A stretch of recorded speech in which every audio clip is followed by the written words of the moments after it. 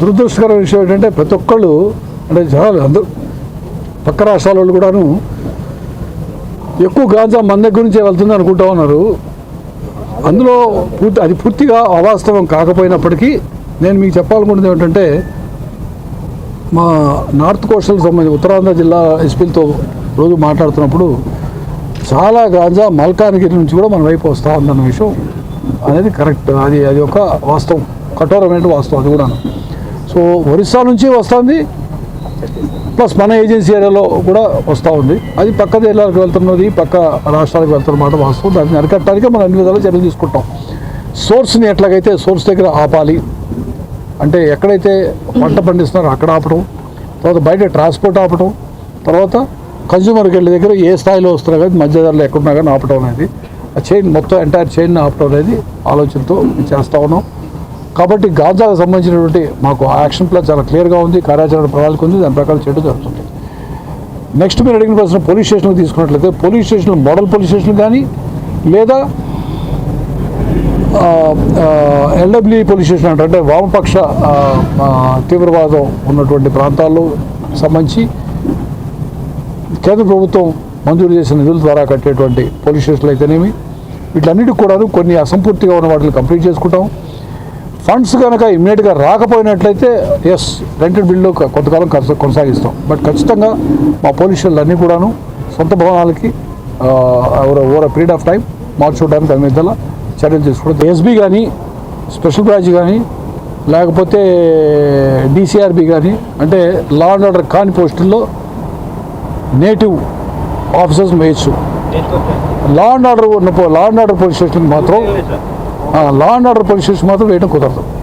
ఎస్బీలో వేయచ్చు, డిసిఆర్బిలో వేయచ్చు, లేకపోతే డిస్ట్రిక్ట్ ట్రైనింగ్ కాలేజ్ దానికి వేయచ్చు, అట్లా వేయచ్చు తప్పించి law and order police station వేయడం కుదరదు. అక్కడ ఏదైనా పొరపాటు జరుగుంటే రెక్టిఫై చేసుకుంటాం. దాన్ని అక్కడ చేశారు కాబట్టి ఈయన కూడా ఏంటంటే అది కరెక్ట్ కాదు. ఎక్కడ పొరపాటు చేస్తే మేము రెక్టిఫై చేసుకుంటాం. బ్లూ ప్లేన్లో వేయచ్చు, డిసిఆర్బి ఎస్బీ వేయచ్చు, కానీ ట్రాఫిక్ మళ్ళీ ఒకసారి నేను చెక్ చేస్తాను. 13 జిల్లాలుగా పరిగణిస్తున్నారా? 26 జిల్లాలు 13గానే పరిగణిస్తాం. దానికి సంబంధించిన కొంతమంది 26 జిల్లాలుగా ట్రాన్స్ఫర్లు అయిపోయినాయి కదా సార్. ఒకటి పొరపాటు జరుగుంటే రివర్స్ చేస్తాం తప్పించి మాకు ఏంటంటే ఇది ఈ జిల్లాల కాన్సెప్ట్ ఏంటంటే రాష్ట్రపతి ఉత్తర్వులు అనమాట. అది ఏమంటారు 6 ఫార్ములానా 6 ఫార్ములా అనేది మారలా, 26 జిల్లాలకు మళ్ళీ తిరిగి రాలా. కాబట్టి రాష్ట్రపతి ఉత్తర్వులు ప్రెసిడెన్షియల్ ఆర్డర్ అంటారు. ఆ presidential order applies to 13 districts only. So 13 districts కానీ ట్రీట్ చేస్తాం. అంటే ఇప్పుడు చీరాలు వచ్చేసి బాపట్ల జిల్లా కదా అని చెప్పి వేయటం, బాపట్లకి వేయటం కుదరదు. అదేంటంటే చీరాల మొత్తం ఫెస్టివల్ ప్రకాశం డిస్ట్రిక్ట్ అని ట్రీట్ చేయడం జరుగుతుంది. సో అట్లా ప్రతి ఒక్కరు నా విధంగా తీసుకోవాలి. ప్రమోషన్లో కూడా అన్యాయం జరుగుతుందండి ఇప్పుడు కూడా. జరగదు. లాస్ట్ టైం కూడా చూసాము. లాస్ట్ టైం యాక్చువల్లీ ఒకసారి ఏలూరు వాళ్ళకి ఎక్కువ కూడా వచ్చినాయి, నాకు గుర్తుంది. ఏలూరు వాళ్ళకి చాలా మంది ఎక్కువ వచ్చినప్పుడు ఒకసారి వచ్చింది, కర్నూలులో ఒకసారి ఎక్కువైనాయి, ఏలూరు. అందుకని ఏమనుకుంటామంటే అసలు అంతా స్టేట్ లెవెల్ ఒకసారి ఎస్ఐ కింద జాయిన్ అయిపోయాక స్టేట్ లెవెల్ సీనియారిటీ ఉంటే బాగుంటుందనే ఆలోచన కూడా ఉంది. బట్ అది ఎలా చేయాలో చూడాలి ఇంకా. బట్ ఒక్కోసారి చిన్న పొరపాటు జరుగుతాయి. అంటే ఒక అదృష్టం బాగుండి ఇక్కడ వేకెన్సీ ఎక్కువ వచ్చి కొత్త పోలీస్ స్టేషన్ వచ్చినప్పుడు కొంచెం ఎక్కువ వస్తాయి, లేదా ఇంకో చోట ఏదైనా అప్గ్రేడ్ పోలీస్ స్టేషన్ వచ్చినప్పుడు ఎక్కువ వస్తాయి. బట్ ఏది అయినప్పటికీ నేను చెప్పేది ఏమిటంటే ప్రమోషన్స్ విషయంలో ఎస్ఐ టు ఇన్స్పెక్టర్ కానీ ఇన్స్పెక్టర్ టు టీఎస్పీ కానీ అది పూర్తిగా జాగ్రత్తగా ఆలోచించి ఎందుకంటే ఇన్స్పెక్టర్ నుంచి మేము స్టేట్ లెవెల్ సీనియారిటీ మెయింటైన్ చేస్తాం. అది అక్కడే జరిగింది సార్ పొరపాటు. రేంజ్ పరిధి డిఎస్పీ వేకెన్సీ ఉంటే ఇస్తానంటున్నారండి, కానీ స్టేట్ చూడటం లేదు. అదే ఇప్పుడు నేను లాస్ట్ టైం ఏం చెప్పానంటే నేను ఒక 7-8 సంవత్సరాల క్రితం ఏదో సమస్య వచ్చినప్పుడు ముందు ఏదో ఒకటి తొందరగా తెలుసుకోవడం బాబు, లేదా మొత్తం అందరికి లేట్ అయిపోతుంది. ఇవాళ 14 మంది ప్రమోషన్స్ వచ్చింది కదా, ఇమ్మీడియట్గా మేము మళ్ళీ ప్యానల్ పెడతాం. కొత్త ప్యానల్ పెడితే వేకెన్సీస్ అన్నీ కూడా మళ్ళీ కొత్తవి ఫిల్ చేయడం అవకాశం ఉంటుంది. అంటే మనకి వేకెన్సీస్ ఉండాలి, ప్యానల్లో సఫిషియెంట్ నెంబర్ ఆఫ్ పీపుల్ ఉండాలి. ఉన్నప్పుడు ఎవరు తగ్గుతుంది.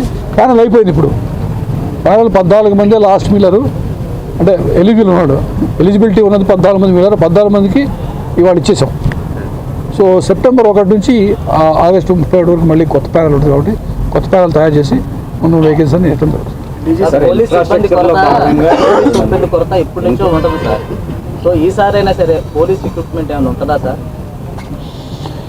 ఇప్పుడు ఆల్రెడీ ఇచ్చిన రిక్రూట్మెంట్లో ఒక చిన్న సమస్య వచ్చి ఆగింది కొంత కానిస్టేబుల్స్ వేకెన్సీస్. అది వీళ్ళని త్వరలో ముందు రిజాల్వ్ చేసేసి అప్పుడు కొత్త వాటి గురించి మేము అడగడం జరుగుతుంది. ఆల్రెడీ ఒక చిన్న ప్రతిష్టంభన వచ్చింది పాత రిక్రూట్మెంట్లో కానిస్టేబుల్స్ విషయంలో.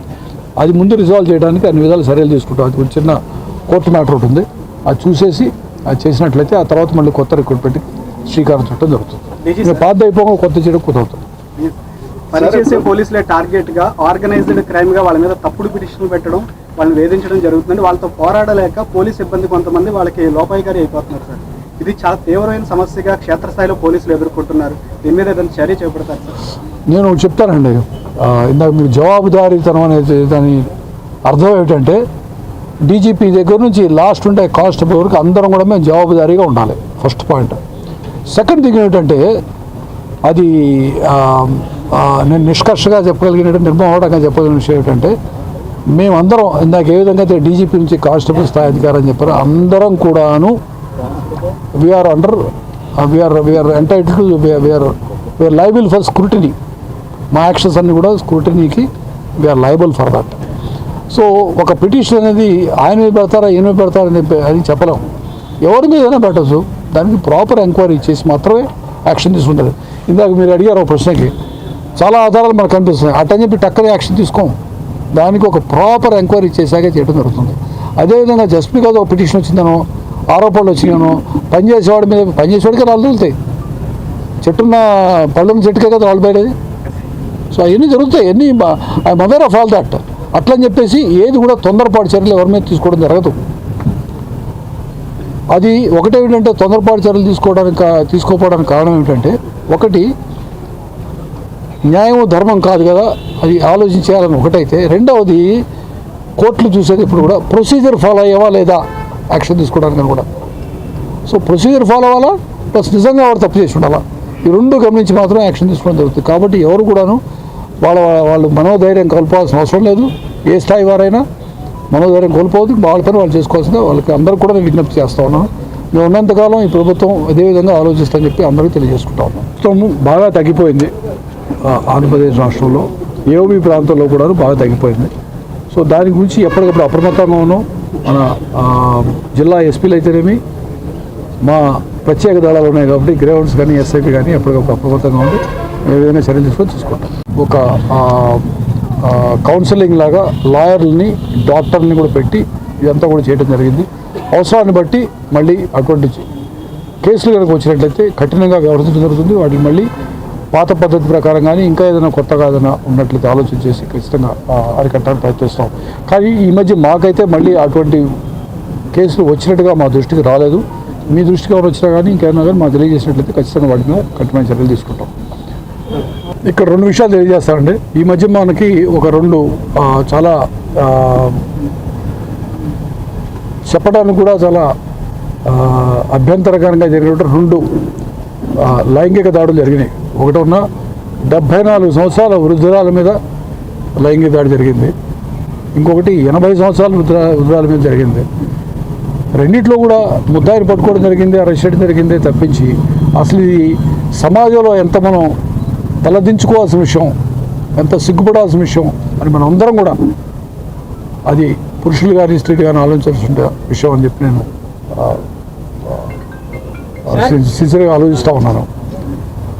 సో ఇటువంటివి జరగకుండా ఎలా కాపాడాలి అని ఒకటి మనం ఆలోచించుకోవాల్సిన అవసరం ఉంది. ఇది చాలా అత్యంత హేయమైనటువంటి విషయం. అదేవిధంగా చిన్నపిల్లలు బాలికల మీద జరుగుతుండే లైంగిక దాడుల్ని ఎలా అరికట్టాలనే విషయంలో కూడాను మనం అందరం కూడా కలిసికట్టుగా ఆలోచించాల్సిన అవసరం ఉంది. దీనికి సంబంధించి చట్టాన్ని అమలు చేయటం, చట్టం ప్రకారం కేసులు పెట్టడం, చట్టం ప్రకారం చర్యలు తీసుకోవడం ఎంత అవసరమో సమాజంలో మార్పు తీసుకురావడం కోసం అవగాహన సదస్సులు అయితేనేమి, వాళ్ళలో ఒక ముఖ్యంగా ఆడపిల్లలకి మగపిల్లలకు కూడాను ఇవాళ అనుకుంటాను మగపిల్లలను తీసుకెళ్ళి అఫెన్స్ చేయబారు, గోతం తీసుకెళ్ళి అతని మీద అన్యాచురల్ అఫెన్స్ ఉంటుంది చేయడానికి, లైంగిక దాడి చేయడానికి ప్రయత్నించాడు. ఇవి జరగకుండా ఉండటం కోసం చిన్నపిల్లలకు దగ్గర నుంచి వాళ్ళకి ఇతరుల పట్ల ఎంత జాగ్రత్తగా ఉండాలి, అప్రమత్తంగా ఉండాలి, అది తెలిసిన వాళ్ళు కానీ తెలియని వాళ్ళు కానీ వాళ్ళని దగ్గర తీసుకునే విధానం అయితేనేమి, గుడ్ టచ్ బ్యాడ్ టచ్ అనే విషయాలు కానీ స్కూల్ దగ్గర నుంచి అన్ని నేర్పించి వాళ్ళకి అబ్బాయి కానీ అమ్మాయి కానీ చెప్పాల్సిన అవసరం ఉంది అనుకుంటా ఉన్నాను. దానికి సంబంధించి అన్ని స్కూల్స్ కాలేజీలో ఈ కార్యక్రమం నిర్వహిస్తూ ఉన్నాం. మా ఎస్హెచ్ఓస్ అక్కడ పోయి అన్ని చోట్ల కూడాను వీటి గురించి ఒక గాంజా విషయం అయితేనేమి, అదేవిధంగా crime against children and women అన్న విషయం అయితేనేమి, అదేవిధంగా సైబర్ క్రైమ్ విషయం ఉంటేనేమి, ఎన్నిటి విషయాలు కూడాను వాళ్ళకి అవగాహన కల్పించడానికి మేము చర్యలు తీసుకుంటా ఉన్నాం, కార్యక్రమాలు చేపడతా ఉన్నాం, విస్తృతంగా కార్యక్రమాలు చేపడతా ఉన్నాం. దీనివల్ల ఎందుకంటే ఈ అఫెన్సెస్ ముఖ్యంగా ఆపటమే, సైబర్ క్రైమ్ ముఖ్యంగా ఆపటమే మార్గం తప్పించి జరిగాక వాటిని పూర్తిగా మేము డిటెక్ట్ చేయగలవా లేదా అనేది కూడా ఒక పెద్ద సమస్య. ఎందుకంటే తొందరగా అమౌంట్ బ్యాంక్ అకౌంట్ నుంచి వెళ్ళిపోద్ది. ఆ తర్వాత అక్కడ పోయేటప్పుడు బ్యాంక్ అకౌంట్ ఉండదు, మనిషి దొరకడు, అది ఒక ఫేక్ అకౌంట్ అయి ఉంటుంది. అంటే కేవైసీ పర్టికులర్స్ అన్ని బ్యాంకులకు సరిగ్గా సమర్పించకుండా నార్త్ ఈస్ట్లో అవి చేసేటువంటి అఫెన్స్లు ఎక్కువ ఉంటాయి. సో వాటి విషయంలో కూడా అప్రమత్తంగా ఉండాల్సిన అవసరం ఉంది. అదే చర్యలు తీసుకుంటాం. Somebody said something. ఇప్పటికే జత్వానీ కేసులో 3 ఐపీఎస్ అధికారులని సస్పెండ్ చేశారు సార్. దీని వెనకాల ఈ ముగ్గురేనండి, ఇంకెవరైనా ఉన్నారో? విచారణకి ఇంకా ఎంతకాలం పడుతుంది సార్? మా విచారణ ప్రస్తుతం వచ్చిన దాని ప్రకారం చర్యలు తీసుకోవడం జరిగింది. ఇది ప్రాథమిక విచారణ అంటారు, దీన్ని ప్రిలిమినరీ ఎంక్వైరీ అంటారు. దీని తర్వాత డీటెయిల్డ్ ఎంక్వైరీ అనేది జరుగుతుంది. అంటే 2 రకాలు ఉంటాయి. ఒకటి వచ్చేసి ఆల్ ఇండియా సర్వీస్ ఆఫీసర్స్కి ఒక రకమైనటువంటి సెట్ ఆఫ్ రూల్స్ ఉంటాయి క్రమశిక్షణ చర్యలు తీసుకోవడానికి. మిగతా స్టేట్ గవర్నమెంట్ ఎంప్లాయీస్కి ఉండేది మన ఏపీ సిసిఏ రూల్స్ అంటారు, దానికి సంబంధించి రూల్స్ ఉంటాయి. ఇక్కడ రూల్ 20 అనేది మేజర్ ప్యారెంట్ ప్రొసీజర్స్ ఉంటుంది. సో దాని ప్రకారం ఇది చేయడం జరుగుతుంది. సో దానికి డీటెయిల్డ్ ఎంక్వైరీ చేయవలసి ఉంటుంది. డీటెయిల్డ్ ఎంక్వైరీ చేయడానికి టైం పడుతుంది కొంచెం. వాటికి ఈసారి ఏంటంటే ఎవరైతే ఆరోపణలు ఎదుర్కొంటున్నారో, మీకు తెలిసి మామూలుగా చిన్న కేసులు మీరు చూస్తూ ఉంటారు, అది చిన్న తప్పు చేసిన గురించి వాటికి ఆరోపణలు ఎదుర్కొంటున్న వాళ్ళని కూడా తీసుకొని వారి సమక్షంలో ఎంక్వైరీ చేసి వారికి ఉన్నట్టు అభియోగాలు చూపించి, సాక్ష్యాలు చూపించి, ఆధారాలు చూపించి, వారేమైనా చెప్పేది ఉంటే కూడా వాళ్ళ ఎక్స్ప్లెనేషన్ తీసుకొని అన్ని పరిగణనలో తీసుకొని competent authority will take a decision. So దాన్ని చేయడానికి టైం పడుతుంది ఖచ్చితంగా. ఇదేమిటంటే ప్రాథమిక విచారణలో వచ్చినటువంటి వివరాల ప్రకారం చేసినటువంటి యాక్షన్. డీటెయిల్డ్ ఎంక్వైరీ చేశాక ఉన్నటువంటి ఆరోపణలను చూసి వారిచ్చే ఎక్స్ప్లెనేషన్ అన్ని చూసినాక వారిపై చర్యలు తీసుకోవడం జరుగుతుంది.